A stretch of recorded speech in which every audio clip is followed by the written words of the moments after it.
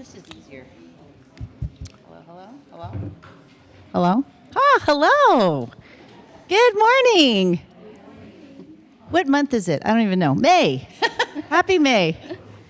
Oh, man. Thanks for being here today. I don't know, this morning I just was sort of all cattywampus. I don't know.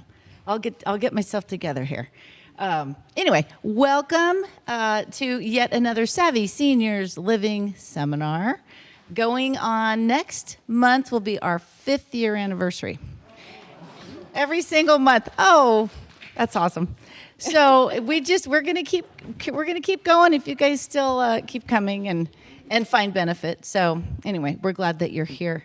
A couple housekeeping items. So when you walk in the front, there's usually these little hearing devices. They're little boxes you can stick it in your ear.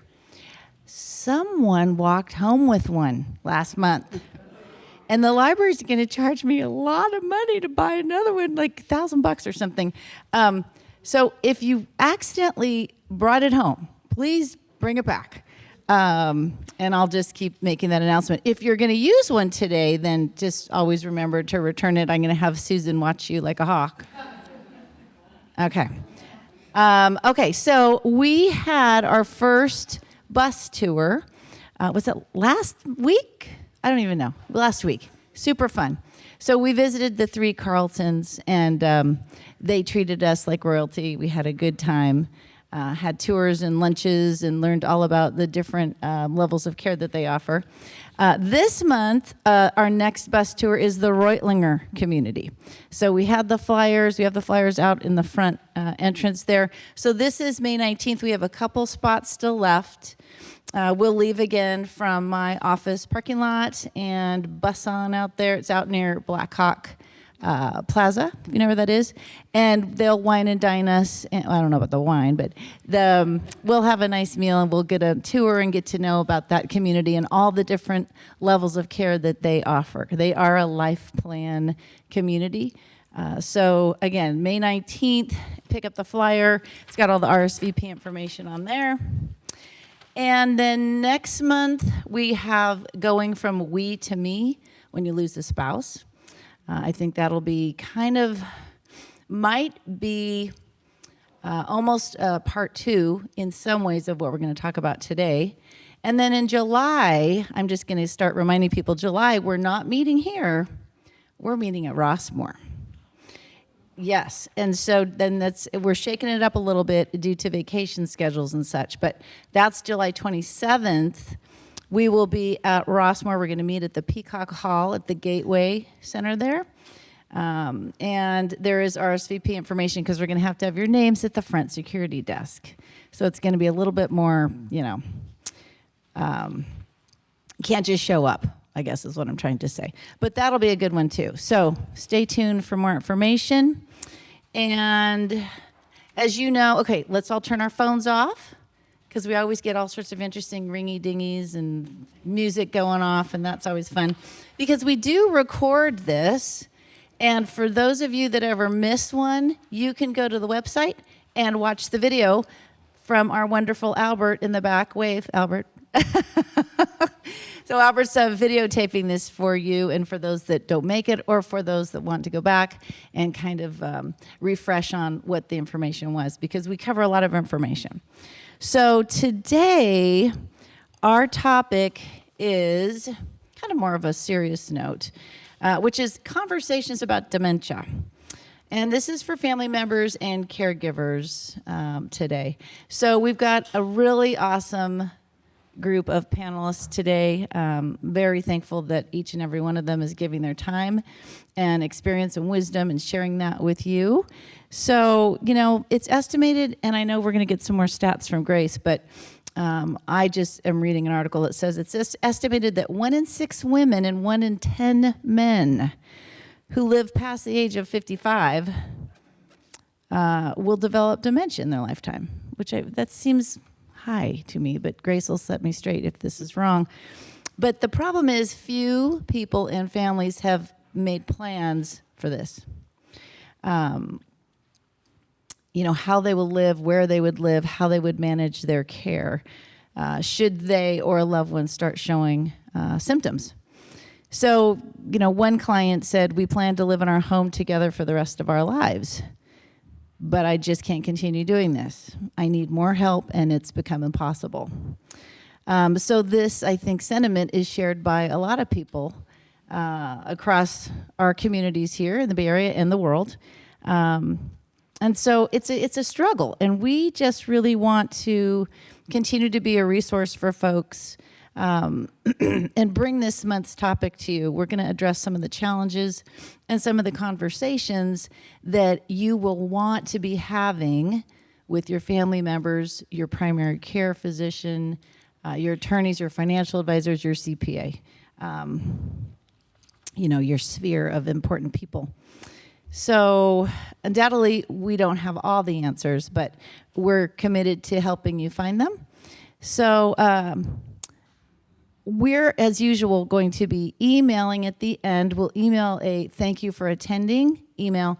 We'll make sure you have, I don't know about Lisa, but we'll make sure you got Grace and Kirsten's contact information so you can get in touch with them. So without further ado, I am going to just ask all of these lovelies to introduce themselves, starting with Grace. Why don't you tell us a little bit about yourself, who you are, what you do, your current role, and your background. Ooh. Testing. You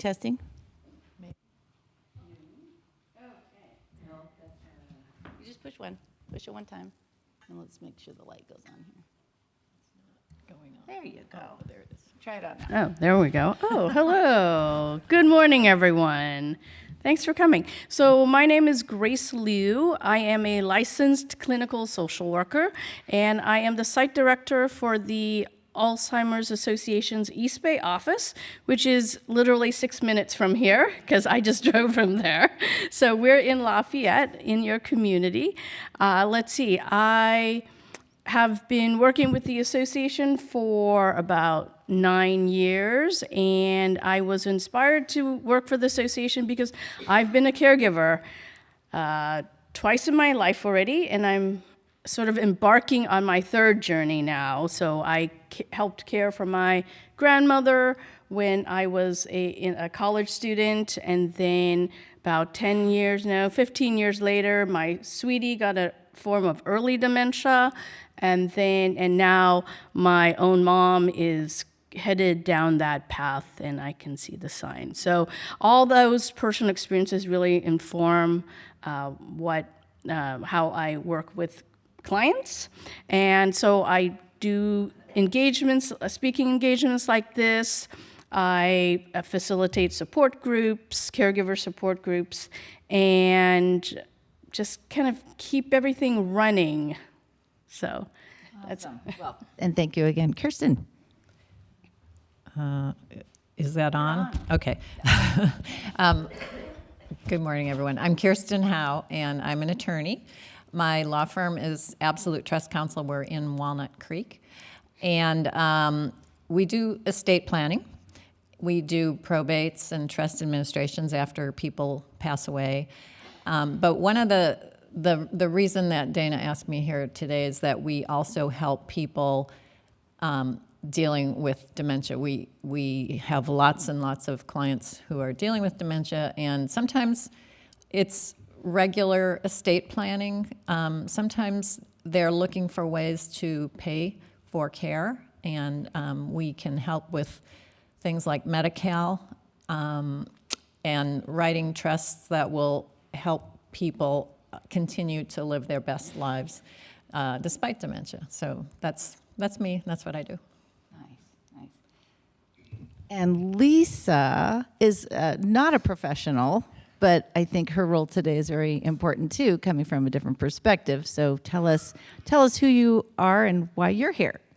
Yeah, I'm actually a very busy working professional. I just don't work in the industry. Didn't mean that you weren't a professional. You are very professional. A very, very busy working professional who actually took on a second job in 2016.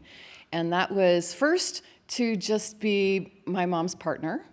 And then I really became her advocate. Then I became her caregiver. I was basically her eyes, her ears, and now I'm her brain. She's in memory care. And so it's been a journey, and I can tell you what it's like to be the daughter, and when I did consult services and when I didn't, and hopefully that'll help you if you are either a direct caregiver or you're anticipating, you just want to prepare yourself better. That's awesome. That's awesome. So I'm going to bump back to you, Grace, and I think we are kind of wanting to know what we should be expecting as a community, as a country, as a world, in the next 5-10 years with these symptoms, this disease. Is it called a disease? Yes. So, what should we, are there some stats that you want to share? Sure, Okay. sure. Okay, so the numbers are a little scary, and I think we all know that. So Alzheimer's is the fifth leading cause of death in the U.S. I think it may have been bumped back down to 6 by COVID, but it is one of the leading causes of death. And it is the only one that currently has no cure and no effective treatment. So more locally, right now, as of 2021, there were 600,000 Californians living with Alzheimer's or some other form of dementia. And at some point, I'll go into what the difference is, because that's a question I get a lot. So there were 600,000 Californians living with Alzheimer's or dementia. That number is expected to increase to 1.5 million in 2040. And for every person that has dementia, there are approximately 3 people providing unpaid care. And that is, valued at, millions, billions of dollars. So age is the biggest risk factor for Alzheimer's, unfortunately. And 1 in 5 people age 65 or older will develop some form of dementia, and 1 in 3 people over age 85, 1 in 3 will have some form of dementia. So more locally in Contra Costa, since 2015, the number of people with some form of dementia increased 86%, almost doubling, from 19,000 to 36,000 people. So those are the numbers. Fortunately, there are ways to reduce your risk. I have handouts on how to reduce your risk out front. So if you didn't get one coming in, you should do that. Okay. Everybody. Awesome. So, and what are the kind of the 10 warning signs that we should be watching for? Okay, so there's also a handout on the 10 warning signs, so you can follow along if you like. I don't know them by heart, so I pulled them up on my phone, okay? So the first sign is memory loss that disrupts daily life. So we all misplace our wallet, cell phone keys. I do that all the time. But when the memory loss is so extreme that it affects your daily life, meaning you're consistently forgetting appointments or lunch dates with friends or forgetting to pay bills and they're just piling up, that could be a warning sign. The second one is challenges in planning or solving problems. Like I remember when in my family member who was always used to be really involved in planning vacations, just kind of this time he said, you figure out the itinerary, I'm going to do whatever you want. And in retrospect, it was because he couldn't keep all those dates and travel itineraries in his head. Number 3 is difficulty completing daily tasks. So maybe someone who used to make elaborate meals and is having trouble following a recipe now. Number 4, confusion with time or place. So someone who goes to the grocery store, the same grocery store for the past 10, 20 years. Now it's taking a little longer, and maybe they got lost coming home. That could be problematic. Number 5 is trouble understanding visual images and spatial relationships. That's just a fancy way of saying the brain starts to have trouble interpreting what the eyes are seeing. So if someone is having a few more falls, or maybe there's a few more dents in the car, it could be that there's something not wrong with their eyes, but with the way their brain is interpreting the signals. Number 6 is new problems with words or in speaking and writing. So an example of that might be if someone used to be a avid reader, and now they've put that aside, or they seem to be flipping through a book or the newspaper, not really taking it all in, or they start referring to things as, stuff, or that thing, or using the wrong words for objects. 7 is misplacing things and losing the ability to retrace your steps. So I mentioned we all lose occasionally our wallet, our cell phone, or our keys, but if you can't remember the last place that you were and to try and retrace your steps, that could be problematic. So we're almost done. Number 8, decreased or poor judgment. So if someone is falling prey to scams frequently, okay, they say fool me once, or I forget how it actually goes. I'm having a senior moment. And then fool me twice, bad on me, something like that. And shame on me. Thank you. Yes. So. Yeah, we might fall prey to a scam once, but if someone is consistently being taken in, that could be an issue. I also remember one of the first clients I went to go see. I pulled up to her house, and she was outdoors taking out her garbage in her underwear. And so that was definitely a lack of judgment there. And then the last one, changes in mood or personality. So someone who is normally an extrovert may become more withdrawn. They may feel, or they may realize that there's something wrong, and they may be embarrassed or by not being able to remember words, or a large gathering like this may become too confusing or overwhelming for them. So someone might withdraw, or someone who's normally very soft-spoken may become easily irritable or angry. So just a noticeable change in mood and personality.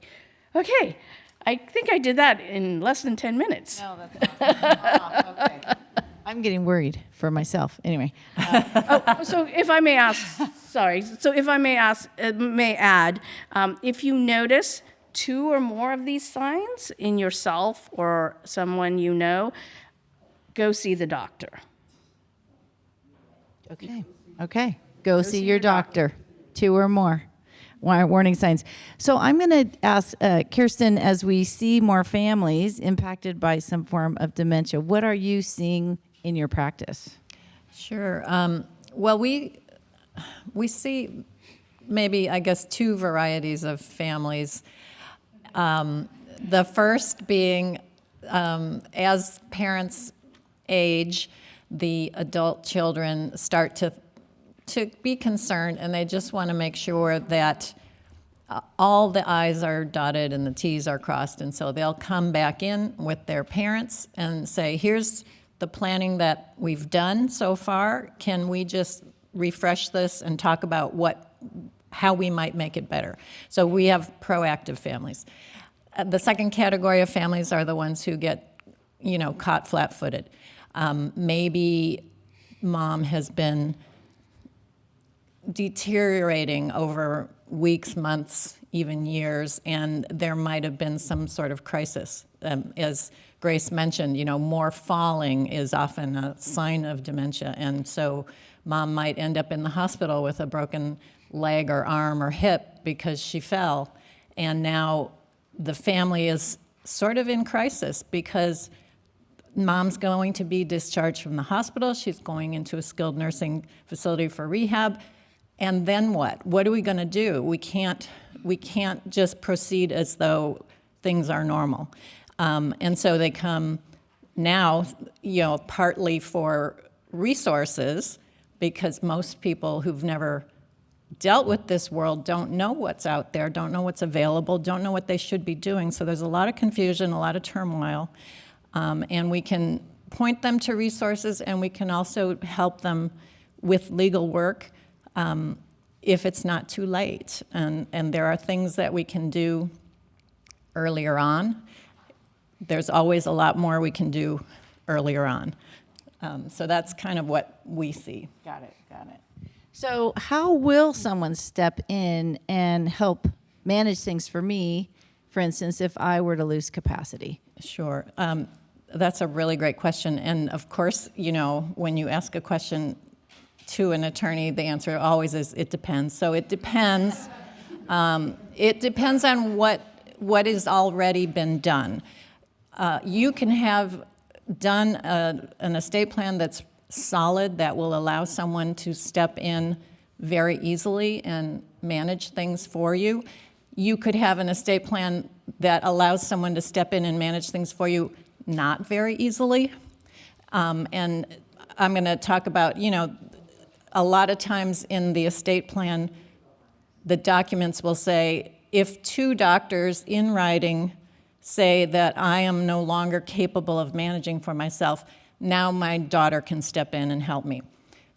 And that's not the easiest way to do it. Two doctors, it's hard to get mom to go to the doctor. It's hard to convince a doctor that they ought to sign a document like that, and you have to get two doctors to do that. So there are other things we can do. But it all depends on what's already been done, and if nothing's been done, and it's too late to do anything, then what we end up having to do is a conservatorship. And that's a whole long, drawn-out court process. I wouldn't wish that on any of these families here in the room today. And the people who are very familiar with that are nodding their heads. Yeah, it's not great. So planning is always your best. Your best. Why don't you touch a little bit on a conservatorship so we know what that would entail if we haven't done anything? Okay. So a conservatorship is one person going to court and telling a judge, this other person over here can't manage things for themselves anymore, and judge, you need to take their legal rights away from them and give them to me, so that now I do all the things that previously only they legally could do. And so it's protective in that way, because if you are suffering from dementia and people are scamming you and you're writing checks to this and that and the other, if the judge takes your right to write checks away from you, it protects you, and it also enables someone to do things that need to be done for you. So it's a court process. It involves filing lots of documentation with the court. There's a noticed hearing. Everybody in the family, out to a certain degree, is notified that this is happening. Other family members have an opportunity to object and to come forward and say, no, I should be the conservator. So sometimes we get into a power struggle among the siblings, usually. The court investigator is involved. The person who's supposed to be conserved also is entitled to be assigned an attorney, and the court will assign an attorney to them.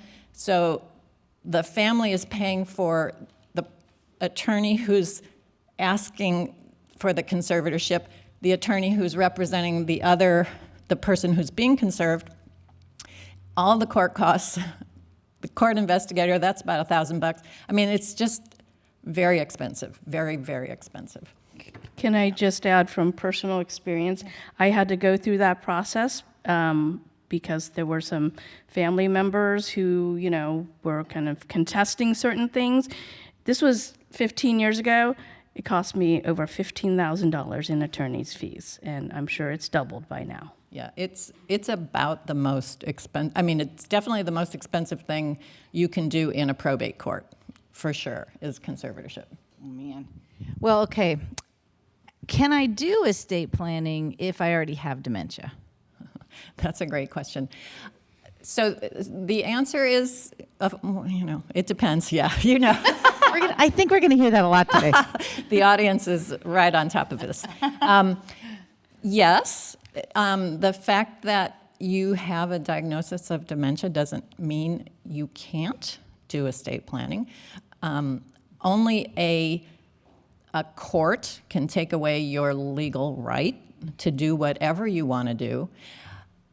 If your dementia is too advanced, it will be hard for you to find an attorney who would be willing to work with you. We have to be confident that you understand what you're doing, and that means you understand what your assets are, you understand who your family members are, you understand the kinds of power that you're giving to other people. If we can't be confident that you understand those things, we can't help you. But just having the diagnosis doesn't mean you can't understand those things well enough. And also, just as a little last thing, it also depends on the situation within the family. So you can, as an attorney, we can be a little more open to doing planning when everyone in the family who has any kind of interest is on board with it. When we are starting to be concerned that one of the siblings is a little bit of an outlier, attorneys are going to back away from that. Okay, got it. So how can I protect myself from being taken advantage of or scammed? Yeah. Okay. So, I mentioned a conservatorship. That's not ideal, but that is an absolute protection. I would say, having family or friends who are actively involved with you, who see you consistently, who know what you're up to, your best defense is to share information with the people around you, whether that's a financial advisor or your accountant or your attorney, to have some transparency so somebody else can see when something like that happens. You can have a power of attorney in place that allows someone to step in and do things for you, but a power of attorney doesn't take your right away. You're still able to write these checks to the person who's scamming you. So the best defense, I think, is to just have a lot of awareness in the people around you who you trust. Interesting. I think it would be helpful not to have a home phone. Well, Just don't answer the home phone. Yeah, but I mean, that requires the person who's potentially being scammed to have that wherewithal, which they don't necessarily. And it doesn't mean dementia. As we get older, we lose some of those defenses, the natural skepticism, the natural, who is this stranger? Why are they calling me? We just kind of lose that, and that's why we have to have other people watching. I was meeting with a gentleman one day, and we were talking about his potential plans to maybe relocate, and the phone rang, and he said, "Excuse me." And, to me, I always think, just let it ring, But he had to go answer the phone, and I could hear that they were telling him they were from a certain financial organization and saying something that was scaring him, and he started to give them his social security number, his license number, and I didn't know him that well, but I had to walk over there and say, "Excuse me." And then I said, "Do you know this person?" He said, "No, they sound nice." I said, "You need to hang up right now." I mean, wow. Yeah. So, I mean, it happens, I'm sure, all day long. Okay, so we're going to switch gears a little bit and now talk to Lisa about her journey with her mama. And I think the first thing I'd like to ask is what have been the main challenges for you as this has progressed as a caregiver for your mom? What are those top 3 things, maybe? Yeah, it's pretty clear. Pretty clear that I should have had that list of 10 warning signs, for one. And let's move the mic a little closer. Oh, sorry. It moves, too, wanna by the way. move the- You can scooch it up. Yeah. Okay. There you go. Okay, so I was saying I wish I had had the list of 10 warning signs, because I think as your daughter, you don't want to believe that your mom is losing it. You just don't. So, a lot of chaos ensued. I call it life interruptus. And that's not just for me, but for my mom as well. So that was the number one concern or challenge that we faced, is that maybe we weren't looking at everything realistically and putting it all together as pieces of a puzzle. We were whack-a-moling it. Let's take care of this. Let's take care of that. Let's take care of this. And so life interruptus, and it really has a deep meaning for both your caregiver and the person, of course. So all of those 10 things that she mentioned happened in our lives. So definitely pass those on to your family members so that they can help you. The second main challenge was when I decided to move my mom to memory care. And I think the second challenge is that I was really concerned about the backlash my mom would give me. We have a really close relationship, but I thought, oh, dear Lord, she's going to wake up in this place and realize that everybody here has, the inability to really hold a conversation. And, here's this former politician, powerhouse of a woman, and she's going to be mad at me that I put her in this place, because I had to do a lot of it kind of behind the scenes. But I want you to always know there's times to laugh and get some perspective. So her first night in memory care, I went to see her the next morning, and she looked really tired. And I said, Mom, you look really tired. Maybe, sometimes that happens when it's your first night somewhere. She looked at me and she goes, first night? I've been here for years. And I thought, oh, I made the right decision. Because if she didn't recognize that she had moved, then that means that she truly was ready. And all that worry I had about her moving, maybe it was worthwhile, because it helped me kind of organize my thinking. But that was a really big challenge that luckily turned out well. So now, of course, moving into memory care means that her expenses were going to double, or more than double. Initially, they more than doubled. And so financial planning was something that I had to get really familiar with. And I can't say I've been a great financial planner in my life, but I had to learn real quick. So me and Excel got very familiar with each other, and just trying to stay in vein with what you can do right and what you can do wrong. I'm more of a do-it-yourselfer, so I did a lot of the financial planning myself, and then I went to a financial planner. There's good and bad to that. At least I was personally understood at a very deep level what we had to work with. But I probably could have shortened the amount of time that was put against it if I had gone to a financial planner in the beginning.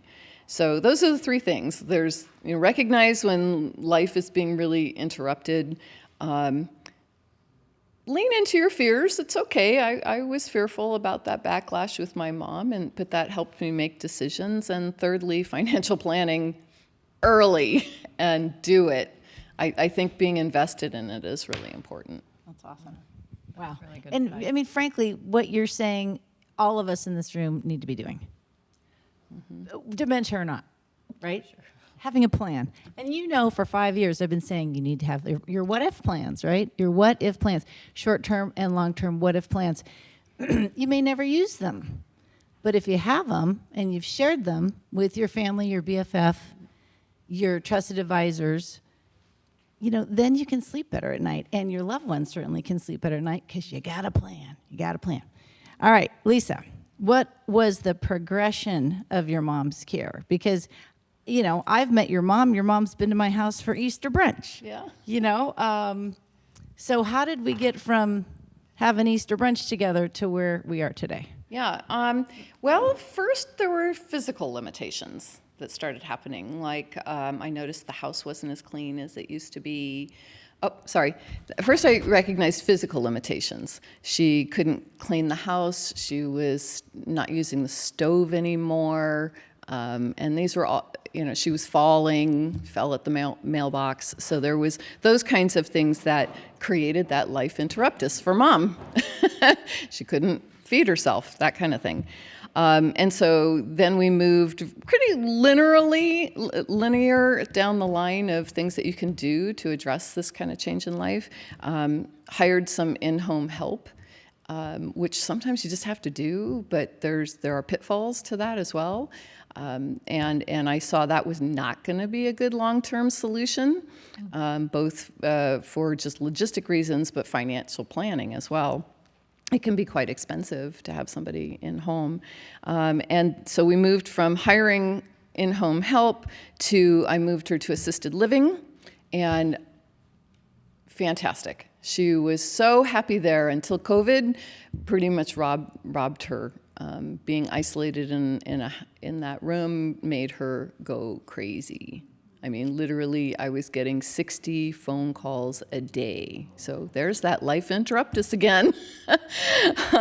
So, and it was just as bad for her as it was for me, because that meant she was terrified, alone in that room. So then the final move was just about a year ago when I put her into a memory care unit.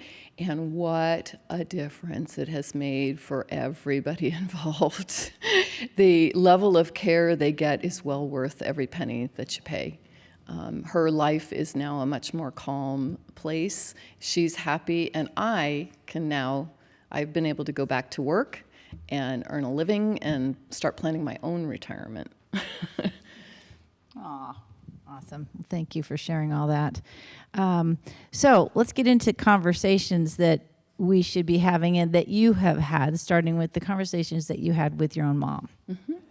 Yeah, it took about 2 years to convince her to leave her home. It was a lot of conversations, and even her girlfriends called me and said, hey, you're talking to your mom about moving her?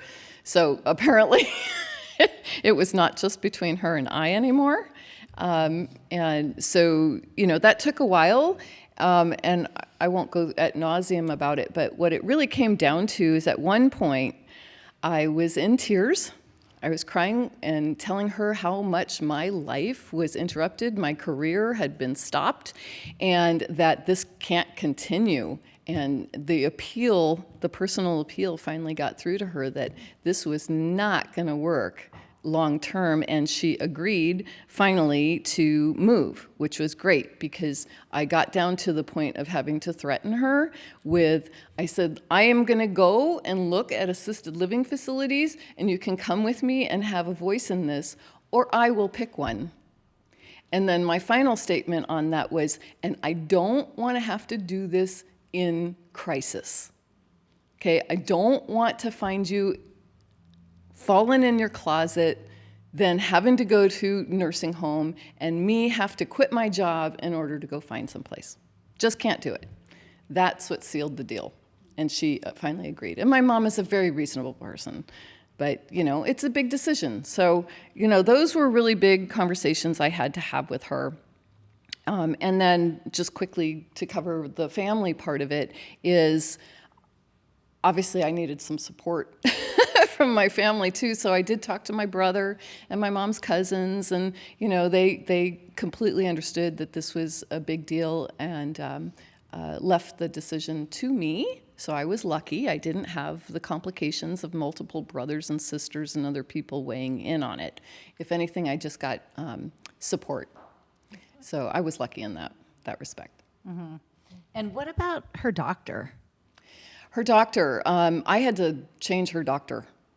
Her doctor was not participating in this event of my mom's aging. She was over-medicating my mom. She was not acknowledging the path that her health was taking at all, and so I canned her I'm like, you're done. And the next doctor I talked to, we were able to recognize that all the medications she was on were not helping the situation at all.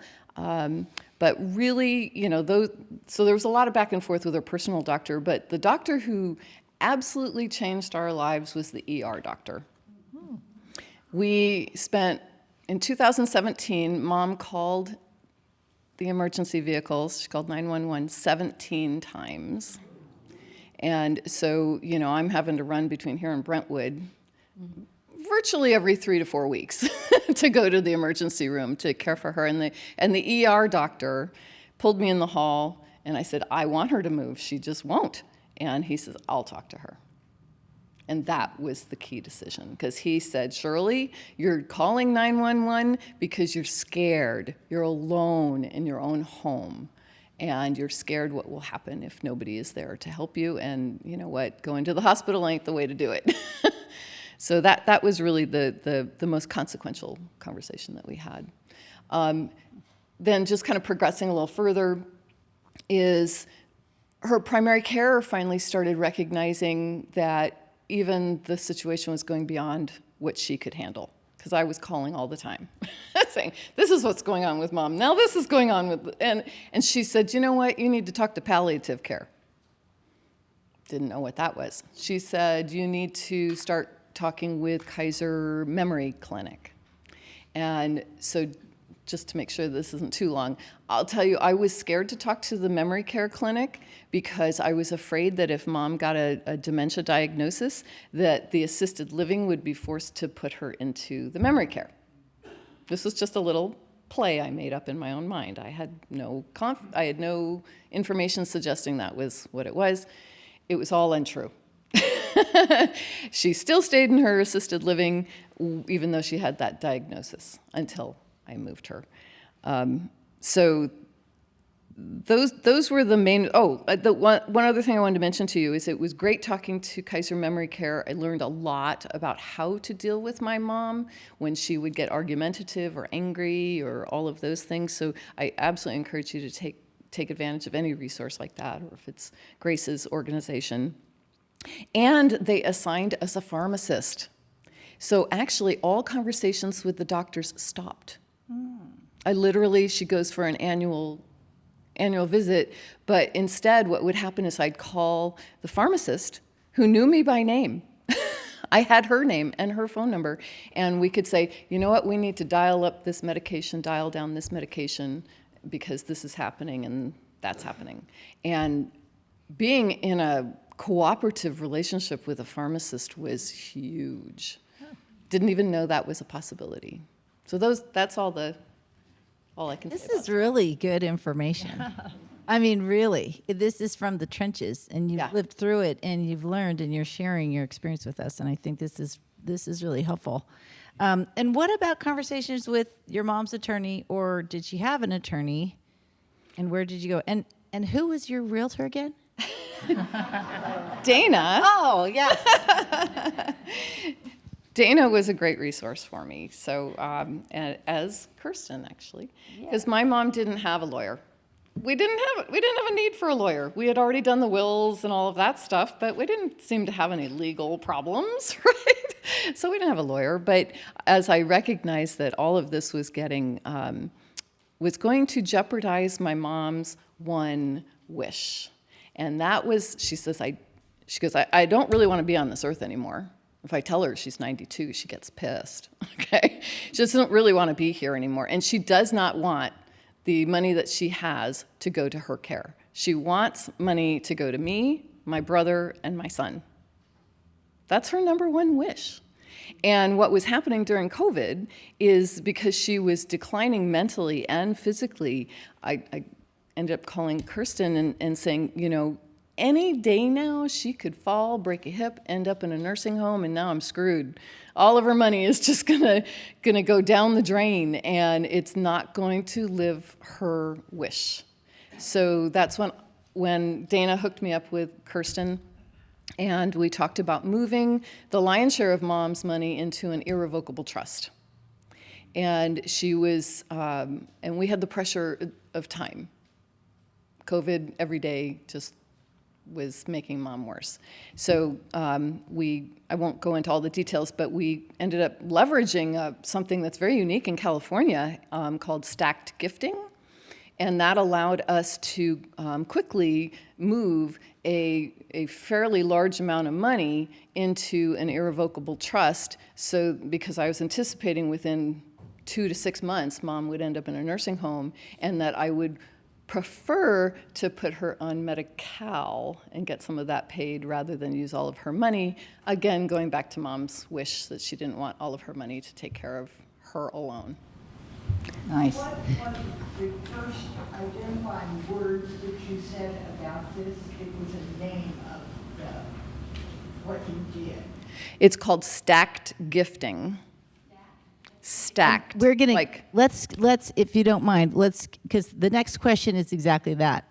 But we're gonna do Q&A at the end, because I'm assuming we're gonna give lots of time for questions, so we can get down in the weeds for sure. So save those questions. But the next question is for Kirsten, which is, what are those legal documents that we do need to have for ourselves, for our loved ones? And there's probably quite a few of them, and they're probably different, and it depends. And it depends. It depends. Yes, of course. So at the most basic, everyone, every adult in California is going to need a power of attorney, so that if you are incapacitated, someone else can step into your shoes and just take care of things for you. So I mean everyone 18 and older. Everyone also needs a health care directive. Same thing, if you become incapacitated, someone else can step in and start making medical decisions for you. And that would include a decision such as where you're going to receive care, where you're going to be, Lisa needed that in order to get her mom into memory care so that she could act on her behalf. So that's the most basic. Everybody needs that. People who have property usually need to have a trust and a will. So the trust is where you say what you want to happen if you die. And it also is a way for your family to avoid probate. We always are trying to keep families out of court. There's no reason any family should have to go to court on these things if you plan ahead. So those are like the very basics. And then what Lisa was talking about, wanting to position her mother so that if she did end up in a nursing home, rather than paying $20,000, $22,000 a month, I've seen even more than that, the state would help pay for her nursing home care. So that's another level of planning. It's not what everybody wants to do, but a lot of people do. And so for her, we established an irrevocable trust so that assets could remain in the family, and her mother could qualify for Medi-Cal. Her mom isn't on Medi-Cal now, and she may never need that, but Lisa has positioned her mom so that if that was desirable, she could apply and she would be eligible. Okay, interesting. So if the family thinks it's time to have a conversation with an attorney, what would that process be, whether it's with your office or another? Like, how would we go about that? Yeah, typically in this context, it depends on what they are asking about. If someone calls my office and says, we want to refresh, we want to have somebody take a look and make sure everything's up to date, but we kind of think it's not because we did it 20 years ago. So then you would call and just schedule an initial appointment. You'd send me your documents, we'd review them, we'd go over it, and we'd come up with suggestions for what you need to do, depending on what you want to do. But oftentimes the family is hyper-focused on that Medi-Cal, the paying for care, and that kind of thing. And so for those folks, we have a sort of a different path. We schedule an a consultation. You send all your documents. We send you a pretty detailed worksheet because we need to know what all the assets are. And that's a $500 appointment. And, you know, it's like 4 or 5 hours of our time to process everything, come up with some kind of a plan, and you're paying for an hour of our time, basically. So, again, it depends on what the top priority is. That's a deal. That's a great Okay, deal. Awesome. Yeah, no, that is a great amazing deal. Grace, what conversations does your organization recommend that we have with who, right? Because Yeah. you guys, you're our go-to for all this. Yes. So I would say, I'm going to steal from Kristen, it depends. It depends where you are or where the person who has dementia is in that journey, right?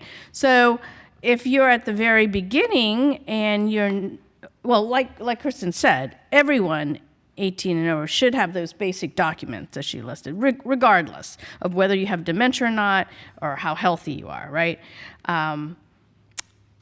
Now, if you start to notice that there's something off, or you notice one or two of those signs, you may want to discuss it with another family member. It says, just to see, hey, is this actually happening? Are you noticing what I'm noticing? About mom or dad or your mom.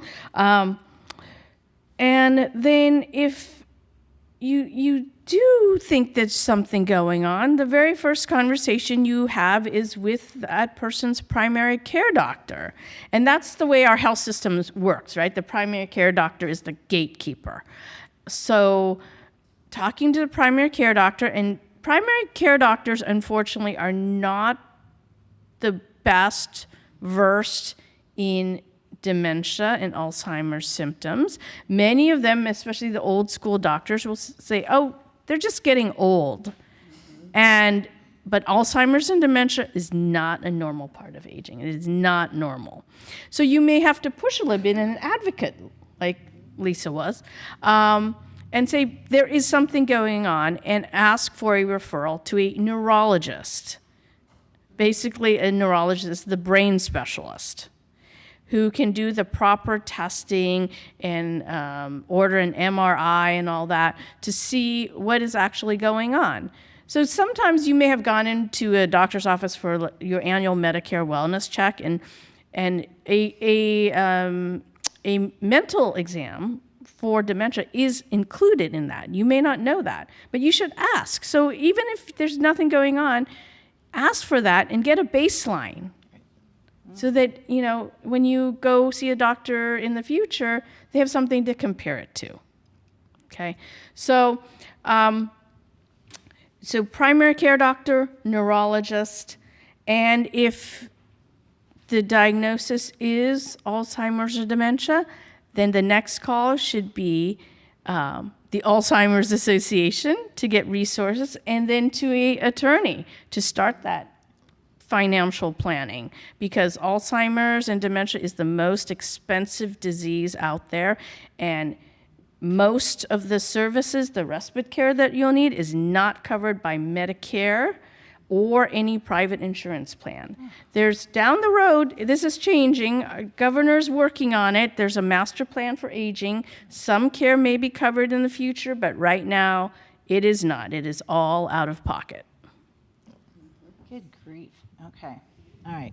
And Lisa mentioned talking to your financial advisor, CPA. Did we get those of them involved? Yeah. Yeah. It could be. I think. For tax purposes. Yeah. Okay. So, I almost forgot to mention that. So, sorry. So, I switched tax accountants because I wanted one that understood irrevocable trusts and aging.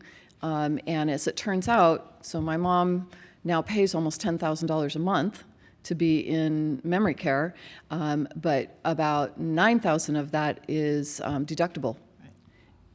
Wow. So it's really worth it to talk to a CPA that understands.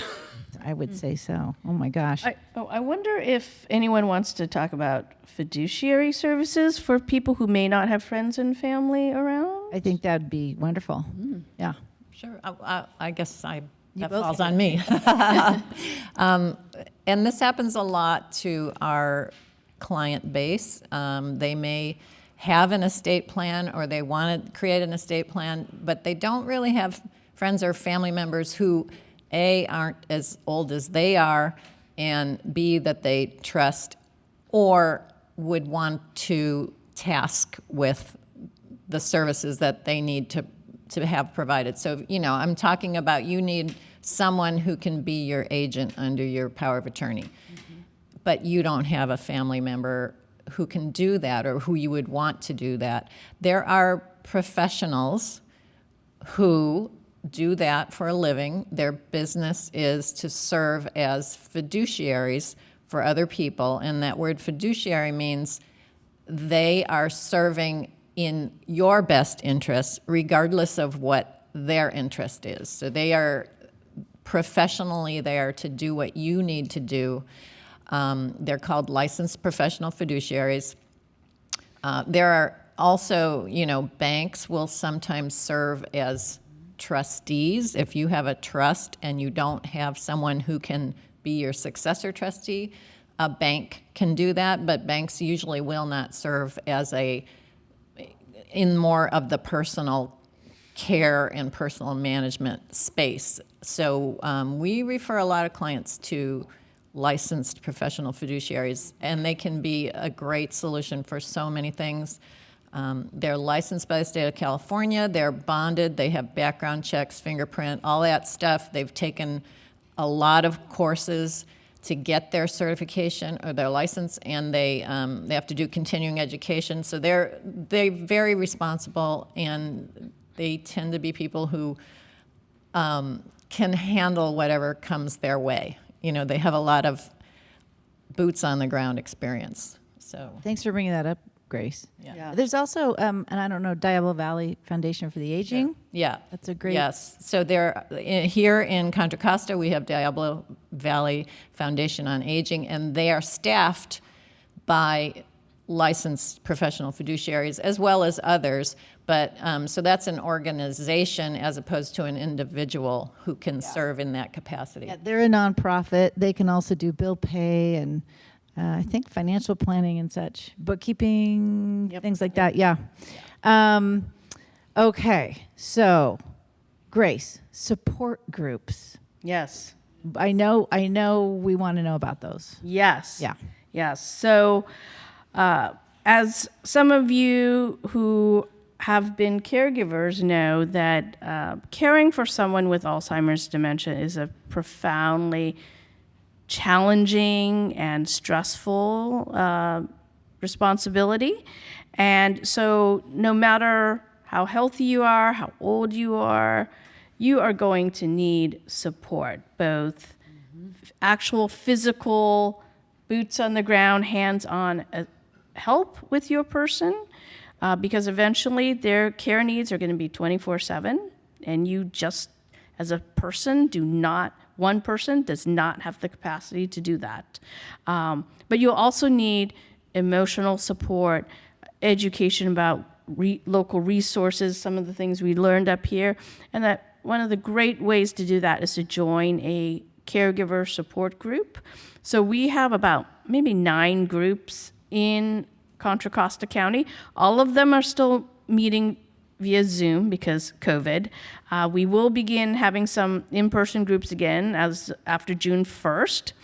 So you can call our helpline. There was little business cards out front with the helpline number on it. You just call that and you can get connected to your nearest group. Also, there are other resources that can help you. What Lisa talked about, assisted living and care at home. I don't think you used an adult day center, did you? Did not. Okay. So there are also places called adult day centers. There's quite a few in Contra Costa, and they're like a senior center, but for people with memory impairment. So the person with Alzheimer's or dementia goes there during the day. Some of them provide van transportation, and there's activities, exercise, a hot lunch, and it's a great way for that person to get some social stimulation, right? Trying to keep that brain healthy for as long as possible. And also sometimes there's a nurse on staff, occupational and physical therapy, and the caregiver gets a break. And it's really one of the most cost-effective options out there. So generally people, they may start out with some companion care, right? Someone just to do activities with the person, and then as the person's condition worsens, you may opt to do an adult day center, and then maybe hire more in-home care, and then finally moving into an assisted living and eventually memory care. That's sort of the progression that I see a lot. Yeah. I think Diablo Valley Foundation for the Aging nonprofit, I think they have Yes. a day Yes, center. they have a Valley Oak in Danville. Yes. And I had one of my fellow members of my Senior Solutions group went out there to check it out. And he said it was fascinating because everybody was completely involved and they were all doing something. They had projects going on. They had, it was great. They weren't just sitting there doing nothing, staring at the wall. They were all completely engaged. So that's kind of exciting, I think. Before we open it up for questions, did I forget to ask you three anything that you want to impart wisdom on? Anything that we left unsaid? There was one thing. Do we want to talk about it or not? If you want to. Yeah. So I was talking to somebody the other day about this topic and her experiences with her father. And we started talking about a subject that made me start to cry, which was assisted suicide. And I said, I don't want to bring that up because that's too hard. And she said, but it's a thing. And I just was curious to ask Kirsten if anyone has ever approached you and discussed that, and maybe what would a family member or caregiver, this was some pre-planning they were doing, saying, hey, if I get to this place, this is what I want to have happen. I don't even know where to go with that, but Yeah. Okay.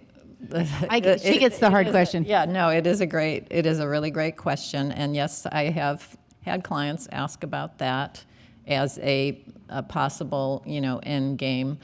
And in California, we do have legislation that allows for a person with a terminal illness to, with the assistance of a physician, terminate their own lives. It requires mental capacity. So the person who wants to have assisted suicide has to request it, and they have to request it more than once, and there's a whole, schedule of what has to happen when, and they have to administer it themselves. The doctor prescribes it, but they have to administer it themselves.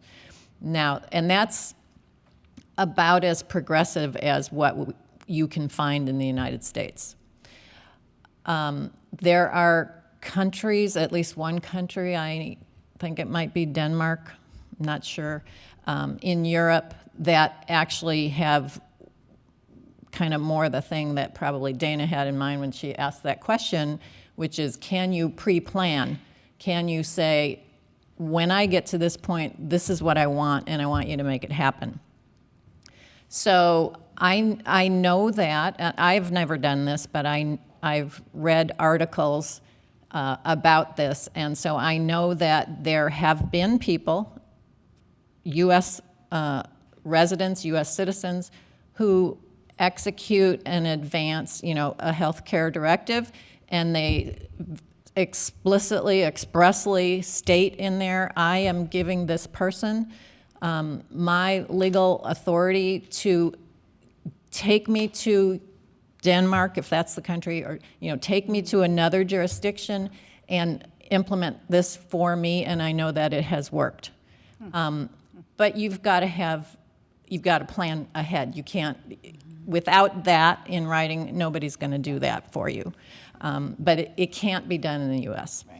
And Were you going to say something, Grace? yeah, so I was going to say, and if I'm correct me if I'm wrong, I believe in California there's a dementia carve out, meaning a person with dementia cannot sign that. That's, yeah. Well, and we get really real around here with these topics. So, lots to talk about with this subject. But Q&A time. Who's got a question? All right, Marianne. It's the same topic for Kirsten. Where do you get that list of what you have to do to accomplish this, what you're talking about? You said that there was a list of steps you have to take. For what though? For assisted suicide in California. I'm sure if you Googled it, but it's laid out in the statute, and it sounds like Grace might have a lead on that. So I would consult with I think it's called the Compassionate Care Coalition of California. So you can do a search for that. Any other questions? Got allergies. Excuse me. I have a quick comment and a question. Having been a conservator, I'm entering into a nightmare scenario with an alcoholic that had dementia and had been taken for several thousands of dollars by a living caregiver and her accountant. The consumption of my time over a period of about 5 years was like a full-time job, particularly the requirement of logging everything and presenting it to the court. Is there any way that someone can advise a person before they take on that responsibility, what they're looking at? That's a really good question. Yes, yeah. I mean, when you apply to be a conservator, you're petitioning the court to become a conservator, you have to have an attorney. You cannot do that without legal representation. And so that's the person who should be telling you, you should be having a real serious conversation with your own attorney, like, what am I getting myself into? Because they know. They have represented many conservators over the years, and they know what's involved, because they are the ones who prepare those accountings for the court, and they see all the time that their clients are spending. So that's the person to ask. Yeah. I have a question and a statement. You said that the information was called Saks gifting. Could you spell that to make sure? Oh, stack. Yeah, like stacks of paper. And then the second thing I just wanted to mention, that if you are, say, in your right mind, but you're getting to the point that you don't want to live and you're looking at that suicide thing, it's very simple. Just stop eating. Stop taking water, stop eating. And unfortunately, that's what the doctors used to advise people that wanted to do that in the state. So they're not assisting them, but they're just telling them, you do have ultimate control if you have enough wits about yourself. Yeah. Dementia. Right. Yeah. Aw. Anne. Hey, hi. I just wanted to say thank you so much, Grace and Kristen, two extremely wonderful professionals I've worked with for years. Lisa, thank you for sharing your personal story. These are the things that we need to hear. And just two quick comments. The Alzheimer's Association is just beyond fabulous. And your support groups, and I hope you're off Zoom soon and on real meetings. But two things I wanted to say. The one meeting that I love so much is the caregiver and the person with dementia, that they go together and then they're in separate meetings, but it's kind of together. I think that's fascinating. And then I always tell my families, because I've been working with families for about 30 years, that your 24/7 helpline. Yeah. I mean, I always say at 2 a.m, if mom's up and she's like, let's have breakfast, and come on, 24/7, a real live person will answer that phone. That's phenomenal. Yeah. And Lisa, just to your point about memory care, which has been a lot of my history, I do think, and I share this with families because it's a little bit of a bright light, I think that once, and everyone's different, everyone's dementia is different, there's over 100 kinds of dementia, but once you've made the decision and we're going to a memory care unit, I am telling you, 9 out of 10 times, the resident it's like a weight has lifted off their shoulder. And they don't have to remember, where's the dining room and what time am I supposed to do my laundry? Yes. All of that is lovingly taken away from them. So it really is, it can be a beautiful new beginning. So know that it's really, when it's right placement and the right time, it can be a beautiful thing. I love that comment. And I think, did we get to the question that I had, which was, there's dementia and there's Alzheimer's. And did we explain the difference? No, I'm happy to do that. Okay. So let's see. So the terms Alzheimer's and dementia are often used interchangeably, and they are not, in fact, the same thing. So we can think about dementia as an umbrella term. It's those symptoms, those 10 signs that I talked about, right? So a lot of different diseases and conditions cause those symptoms, and together, those are dementia symptoms. The number one cause of those dementia symptoms is Alzheimer's. So everyone who has Alzheimer's has dementia, but not everyone who has a dementia diagnosis has Alzheimer's. So, for example, one of my family members had something called Lewy body disease that caused dementia symptoms. Late-stage Parkinson's can cause dementia symptoms. This gentleman here, lifelong alcoholism can also cause dementia symptoms. So many different things. Does that make sense? Okay. Awesome. All right. In mentioning insurance and coverage, do you have any ideas on long-term care insurance that we've been paying for a long time? And does it vary by the plan you buy? Long-term care insurance. I guess I can answer that. Yeah, every plan is different. They will cover different. They'll cover to different degrees. But if you have long-term care insurance, that's usually a great thing.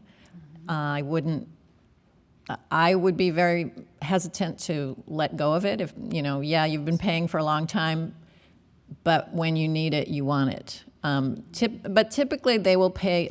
So there's a difference between, I was talking about Medi-Cal.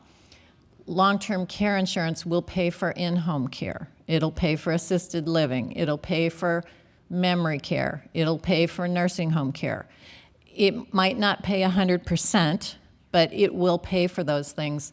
Whereas if you don't have long-term care insurance, the only help you're going to get is from Medi-Cal when you get to that stage where you have to be in a nursing home. I'm a big proponent of long-term care. I personally bought mine when I turned 40, so so I'm going to be holding on to that. Yeah, I have a policy too, so it's very, very useful. And there are a lot of, I don't sell it, so I'm not trying to push anybody into it, but there are a lot of different kinds of policies nowadays, much more attractive policies than they used to be even 10 years ago. I might be too old to get it, though, right? I doubt it. Well, I might be too old. I might be too old. Well, one of the Okay, problems we're gonna take with one more question. Actually, I have two. The first one is very short. Lisa, would you mind sharing with us which memory care unit your mom's in? Be happy to. I moved her to Aegis Living in Pleasant Hill. I moved her to Aegis Living in Pleasant Hill, and I have been extremely happy, very much. They have 2 memory cares there. It's like 2 different wings, and then they do have assisted living as well. And some of the bells and whistles of it that I enjoyed was that when mom gets out of bed, a light goes on in the nurse's office. So in the middle of the night, if she gets up, that's typically when you're going to fall. She's not going to be lying on the floor till the morning.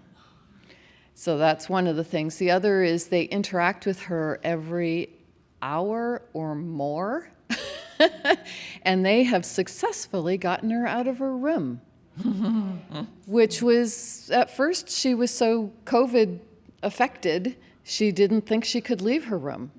And now she goes down to the dining room again and all that stuff. So I would say Aegis in Pleasant Hill, it's always been a really class shop. And I really, really appreciate their memory care. I liked it better than a number of the other places I went to. It just seemed more humane, to be honest. Some of them I didn't really care for. Thank you very much. My other question is for Kirsten. You sort of suggested that there is a way to shift assets from someone who has dementia in order to enable Medi-Cal. I didn't think that was possible. Could you just maybe clarify that a bit? Okay. I'm not sure if the reason you're concerned about whether it's possible is because the person has dementia, or is it possible to do that? So if it's a cognitive thing, again, it depends. It depends on how, yes, you have a diagnosis of dementia, but do you still have the cognitive ability to do that? Those are 2 different things. But yes, this is a very common planning technique. We take the assets, we put them into an irrevocable trust. The Medi-Cal applicant, I'll refer to them that way, has no beneficial interest in that irrevocable trust. They are transferring that property away from themselves. That trust is not there for them. It's there to hold the assets. The assets are indirectly available to help pay for whatever that person needs, but they don't have a legal right to demand those assets back. So this kind of planning I'm talking about, it only works in a family that's all on board, and their goal is to take care of their mom or their dad or whoever it is. They're not trying to, make a power play for, oh, that's mine. It's the assets are in there. The Medi-Cal recipient can't demand them back. So we need a family that's working together and trusts each other. But yes, you can do it. And it's very common, and we combine it with what Lisa said, the stacked gifting, meaning we give a bunch of small transfers into the trust just to speed up the process. Can I add one thing to that? Just which she can say better, but timing is everything. And in my situation, I was really concerned it was a matter of weeks or months. And the one thing that hadn't been touched upon here is Medi-Cal will look at your finances in the rears for 2 years, is it? 2 or 3 years? I can't remember. It's actually depending on, Depending. It could be, I'm so sorry. It could be 2.5 years, it could be 5 years. Right. So, and they do that because they don't want to see someone who is rich on Wednesday and then poor on Thursday. Okay, because then they know you've just taken all the money and hidden it. So this stacked gifting is a really complicated mathematical problem. You have to be an astrophysicist, which she is, I guess, and to figure it out. But it was just this kind of laborious process that allowed you to move the money and stay within the rules. Right. Say that fairly? Right. Yeah, and nothing that we do is in any way against the law. It's just like when you file your income tax return. You know, you're going to look for every possible deduction. You're going to follow the law. You're going to make this optimal for you, but you go right up to the edge of what the law allows, and everybody knows that. And it's the same with Medi-Cal planning. It's the same with all kinds of other areas of the law. We know what the law is. We know what we can do and what we can't do. And that is something we can do. Well, in order to get you out on time, we always try to do that. We've got a couple other things to take care of. And then again, we're going to get you all of their information if you want to reach out to them. But I have to ask our education partners if you're here to stand up, please. Education partners, these are your sponsors.